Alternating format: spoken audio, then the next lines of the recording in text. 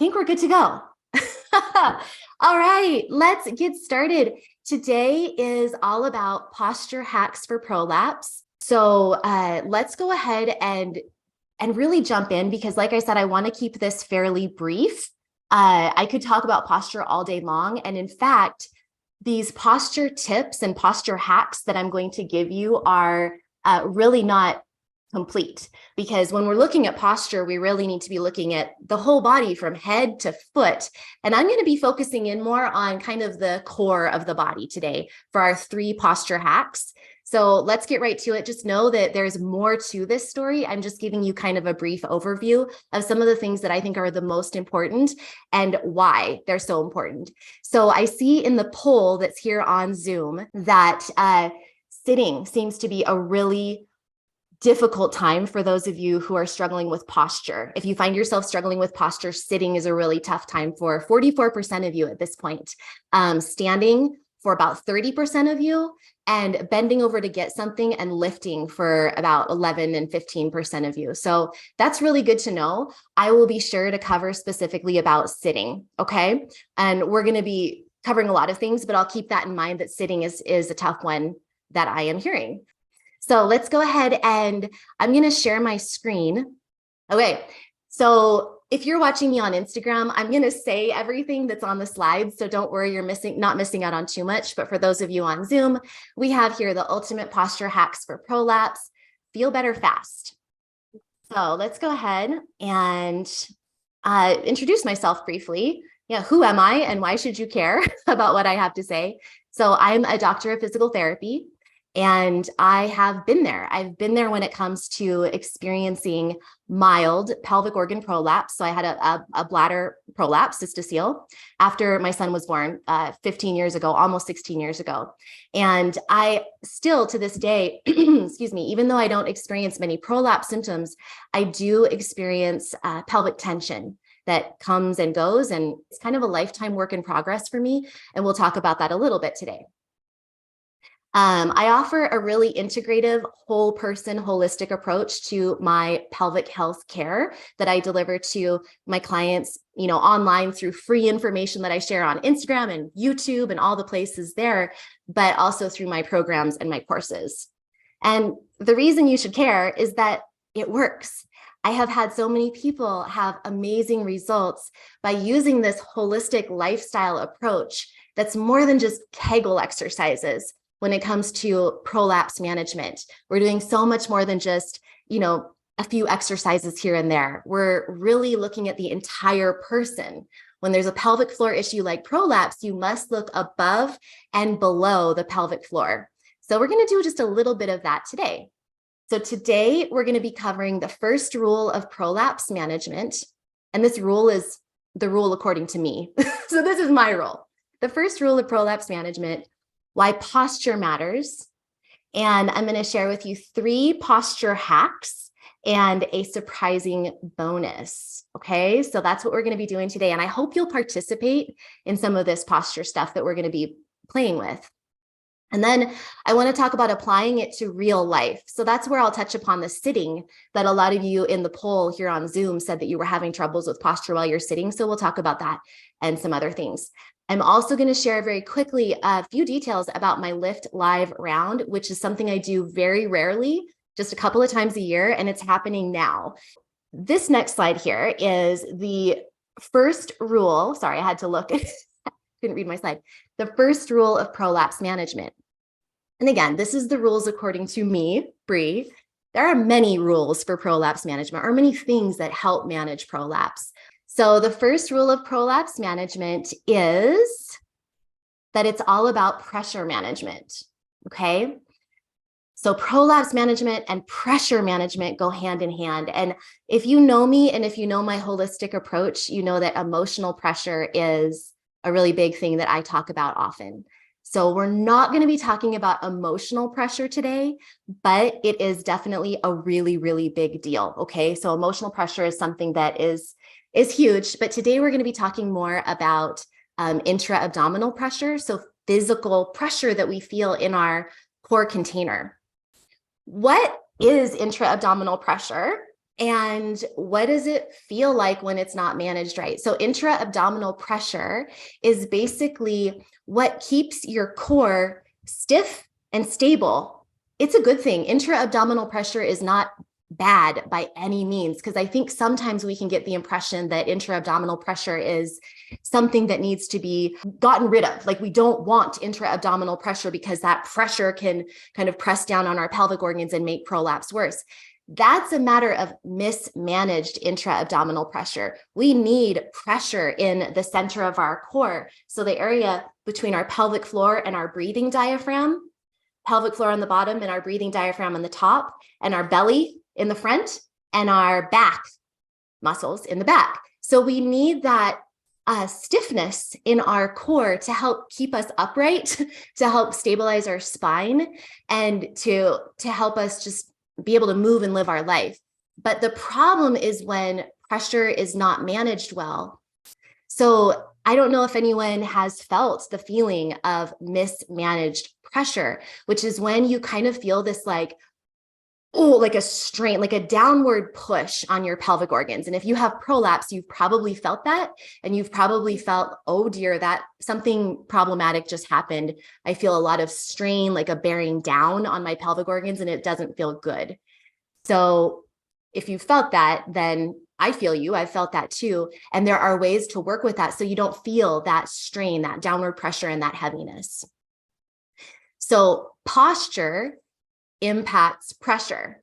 And that's why we're talking about posture today, because pressure management is so key when we're talking about prolapse. So posture impacts pressure. And here on this slide for my friends on Zoom, sorry, for my friends on Instagram, I have one example of a postural issue, which is forward head posture, which a lot of us can relate to who are on computers all day. And forward head can really impact the entire spine, not just the neck area, but the whole spine is impacted when your head starts, traveling forward. Many, many studies have looked at posture and how it impacts prolapse. And so the results from a bunch of studies that I've looked at show that in patients with abnormal spinal curvature, the rate of prolapse was higher. And so in the case of the studies that I was looking at, definitely forward head posture, like the little picture shows on the side here, is part of this. But also the main things that are looked at tend to be increased thoracic kyphosis, which in simple terms is like a hunched upper back, a very rounded upper back, and then decreased lumbar lordosis, which is like a flat low back, where you don't have that normal lumbar curve that you're meant to have, a little curve there. But if you have a real flat low back, and if you tuck your butt under, and those are things we don't want. So we don't want that really rounded upper back, and we don't want that really flat low back. The thing is, normal and healthy amounts of thoracic curvature and lumbar curvature, so a little bit of curve for both of those areas, but not too much thoracic curvature and not too flat in the lumbar area. It helps support your abdominal and pelvic organs, and it absorbs that pressure that we were talking about. It helps absorb downward intra-abdominal pressure before it reaches the pelvic floor. So this is probably the most complicated slide we're going to get to. So bear with me if you're kind of like, this is kind of confusing. We're going to feel it in our bodies, and that's really going to make the biggest difference. So just know that posture does impact pressure, and you want the right amounts of curvature in your upper back and your lower back, not too much and not too little. So this is an example of some bad posture, as you can see. And in all of these cases, you're going to see people who are looking forward, often on their head, forward head posture, and they have the rounded thoracic spine. So hunchback, basically, hunched upper back, and then a real flattened lumbar spine. So they don't have that normal lumbar curve. It's real flat, kind of a tucked under bum. So that's why I wanted to go ahead and focus on this mid part of the body between the ribs and the pelvic floor area. We're not going to talk so much about the forward head, but let's go ahead and if you're with me right now, bring your head back. If it is forward right now, bring it back so you're not like jutting your head forward. You're actually tucking your chin just a little bit. You'll feel the back of your neck lengthen. That's all we'll do for this right now. Let's focus now on posture hack number 1, which is all about your ribs. So keeping neutral ribs over neutral pelvis.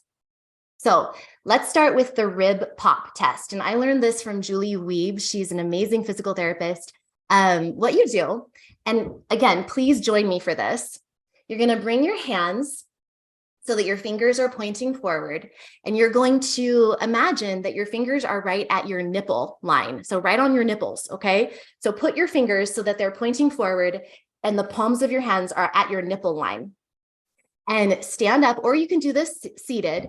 But what I want you to do is see when you stand up, if your nipple line, chest line is pointing forward, or if it's pointing up.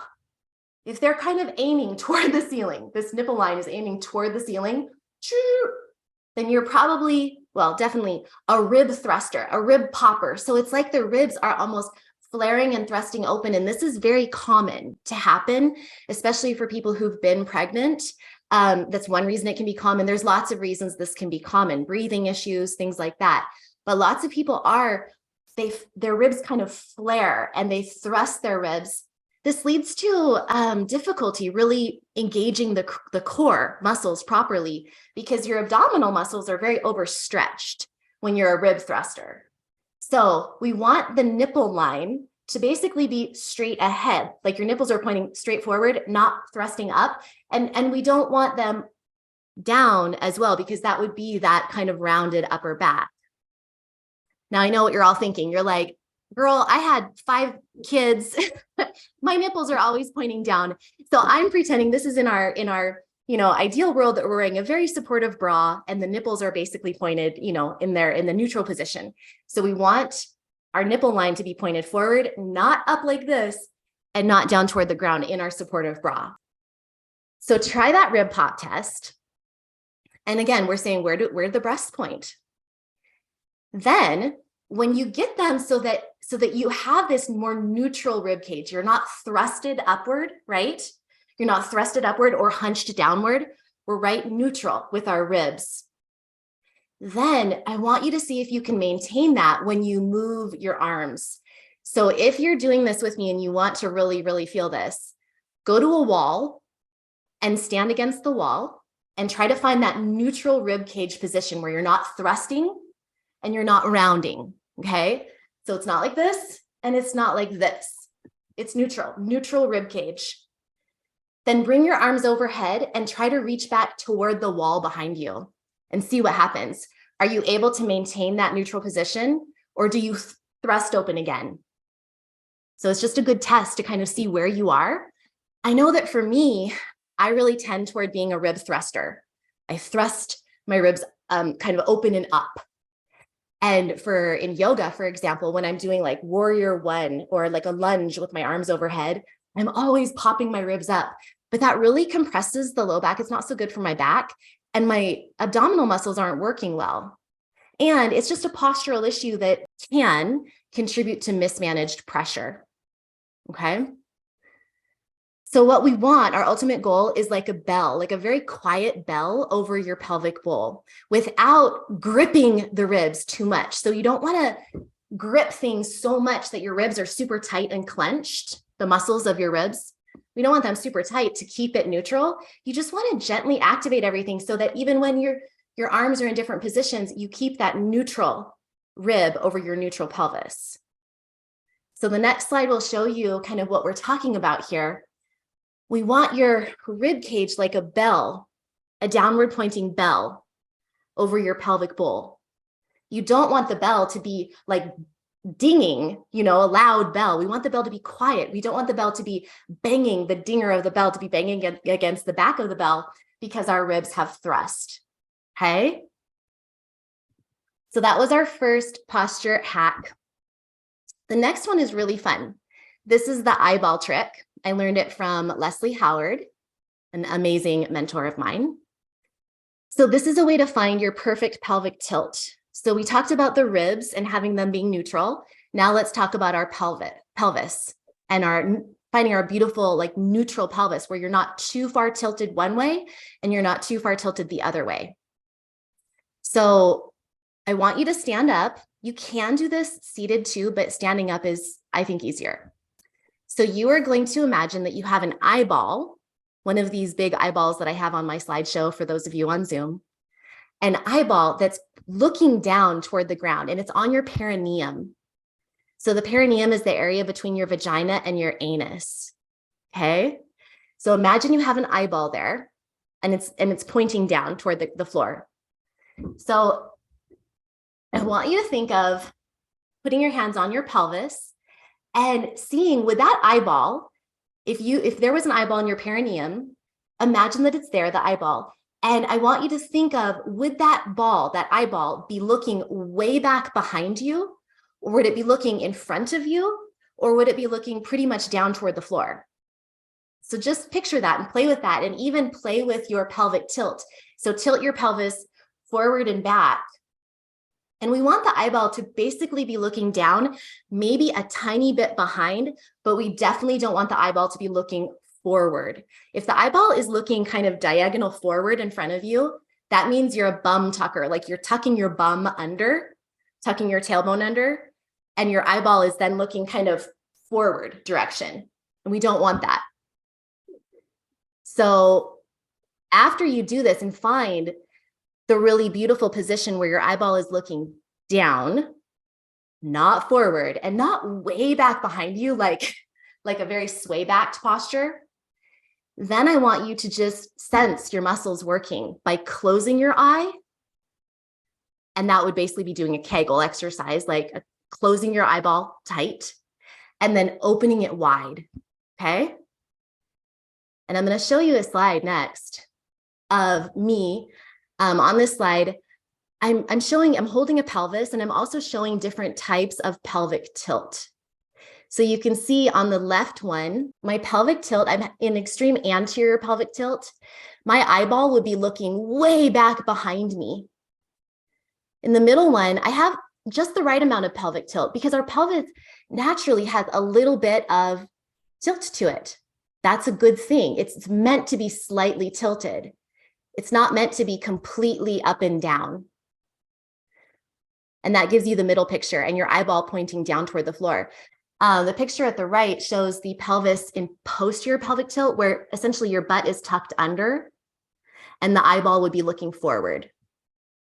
So you don't want that one either. You want that middle one. So when you find that great, perfect pelvic tilt, that good alignment, close your eyeball. So close your eye. It's like you're squeezing and lifting your pelvic floor, and then open it wide. And I don't want you to be typically closing that eyeball. We want to keep the eyeball gently open. We don't want to be clenching and gripping our pelvic floor muscles all day long at all. Okay. So I hope this makes sense about how to find that neutral pelvis position where you're not really sticking your butt way back, because that can be really hard on your low back, but you're also definitely not tucking it under. So neutral ribs over a neutral pelvis. And just know that naturally that neutral pelvis does have a little bit of an anterior pelvic tilt. That helps support that little bit of a lumbar low back curve, and it helps support your pelvic organs. So going on to posture hack number 3. This one here is about tension. So kind of like we just did with our eyeball opening and closing. So note that too much tension in your pelvic floor area. So if your eyeball that we just did is closed tightly shut all the time, that is going to potentially make your prolapse worse. Even though we might think, oh my gosh, I have some prolapse, I need to clench my muscles all day long. That's actually not the case. That won't help anything. So you don't want to be clenching your muscles all day long. To be strong, a muscle has to be able to go through its full range of motion. It can't be clenched and tight all day long. So too much tension also makes your prolapse sensational. And by sensational, I mean lots of senses. It's very sensory experience. You feel it more. So we don't want that. So for this to happen, to really feel like you are at that perfect level of your eyeball being wide open, another way to look at this is like you're spreading your peacock tail feathers. So I learned this also from Leslie Howard. On the slides, you can see that they show really lovely, the neutral ribs over the neutral pelvis. There's that little bit of lumbar curve, little bit of pelvic tilt, but not too much. It's just the right amount. And from that really beautiful neutral position that you can see in the slides, I want you to imagine that you're spreading your tail feathers. So like you're a peacock and you're spreading your tail feathers in the area of your kind of the back part of your pelvic floor, and even your anus, that back part of your pelvic floor, the area between your sitting bones, your butt bones. Think of spreading it and opening it and blossoming it apart, or like peacock tail feathers are spreading wide open. And what this does is it makes sure that you're not clenching and gripping those pelvic floor muscles too much, which is a habit that lots of us have. And when you do that, it leads to those postural issues that I was talking about earlier that we don't want, where you have that flat low back, potentially can lead to the hunched upper back. So if you spread your peacock tail feathers, it helps you maintain that beautiful pelvic position and the best postural alignment without tucking your butt under. So spread your peacock tail feathers. So this is our third tip. I hope you're trying it right now, and you can do this standing, you can do it seated, you can do it in any position. The idea is we don't want our eyeball that we just did in the second posture tip. We don't want the eyeball squeezed shut unless there's some reason that you really need to, tighten your pelvic muscles, like you're trying to really hold in your urine and you're trying to make it to the restroom and you need to just squeeze for a second. Sometimes we have to do that. Or there's reasons why you need to sometimes really engage those muscles a lot. But usually we want to be in a good neutral alignment of our ribs and our pelvis. And then from there, spread your peacock tail feathers. And that will just let your muscles feel so good and be at this really relaxed level of normal baseline resting tension, where they're not clenched and they're not gripped. And it allows you to do so without overly arching your low back. So I don't want you to necessarily dump into your low back to do this. Keep your neutral position, but spread your tail feathers. Okay, last slide. And this is all about posture in everyday life. So you all had mentioned in the poll that I did here on the Zoom call that a lot of you had problems with posture while you're sitting. So based on what we've said, you probably have an idea now that I want you to be able to find a way when you're in everyday life and sitting to sit so you're sitting up on your sitting bones and not with your sitting bones tucked under you. So we want that neutral pelvis position where you're sitting up on your sits bones, your butt bones, not with your butt bones tucked under you. And then in that position, you can even spread your peacock tail feathers a little bit, kind of soften the area between your sitting bones and make sure that you're not thrusting your ribs or rounding and hunching your upper back. So we're in a nice tall posture while seated. When you're standing, we've been talking a lot about standing. Lifting, we want to maintain our posture and our alignment as well. That's a whole nother topic. I have a great YouTube video on lifting that you can check out. But I did want to talk about bending, because I think that when we're bending over, that can be a really common time to hunch and to have pressure management issues where you feel that kind of like downward strain in your pelvic area. So I want you to imagine that you are bending over to pick up a pencil off the floor. So instead of just kind of rounding and hunching your back, because we know that that's not good to round and hunch your back, you would want to bend your knees, exhale all of your air out, hinge at your hips so that you're keeping that nice neutral pelvis position. So we bend our knees, exhale all our air out, hinge at the hips, don't round, and then grab that pencil and stand up. So you're using breath to help manage the pressure, and you're using your good postural techniques, your good alignment techniques to prevent that rounding and hunching and that mismanaged pressure as well. So it really, really matters what you do all day long, which is sitting, standing, lifting, bending over, picking things up. That is the stuff that really adds up as far as helping you or hurting you when you have prolapse. And that's what a big thing that I talk about in my lift program is the lifestyle. So this is that surprising extra posture hack. This is our last slide. And this is the surprising little bonus tip, is the most important posture hack probably of all is actually in your mind, okay? This is something I'm talking about constantly with my clients and thinking of with myself is my mindset. When you feel confident, when you feel energized, when you feel like there's hope, when you have some faith that there could be things that can improve for your prolapse, and you're not just spending your time being sucked down, Dr. Google and Google searches of like all the horrible things that can happen. What does that do to your energy level? It zaps you. It makes you not be able to breathe well because you're scared. It tightens everything up. It grips things. You're spending a lot of time on your computer looking up things and you're freaking out. No.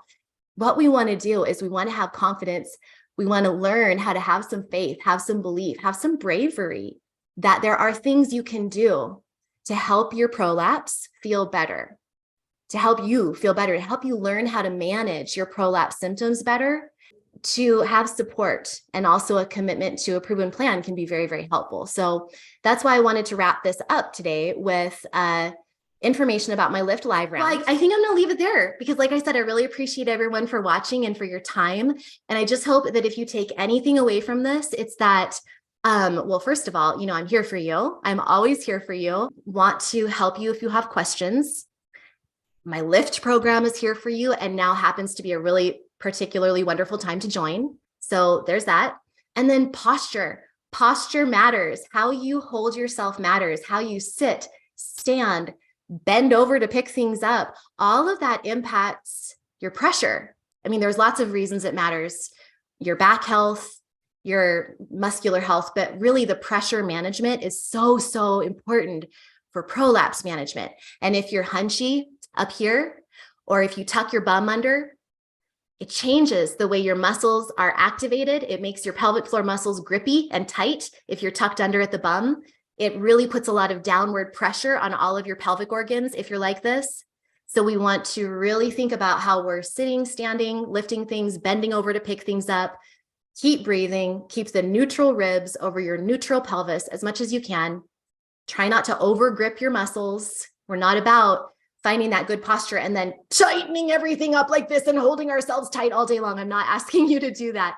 It's like once you find that good posture and alignment, your core muscles, including your pelvic floor, are naturally at their perfect level of resting tension so that they can quickly and easily activate whenever you need them to be on a little extra. Okay.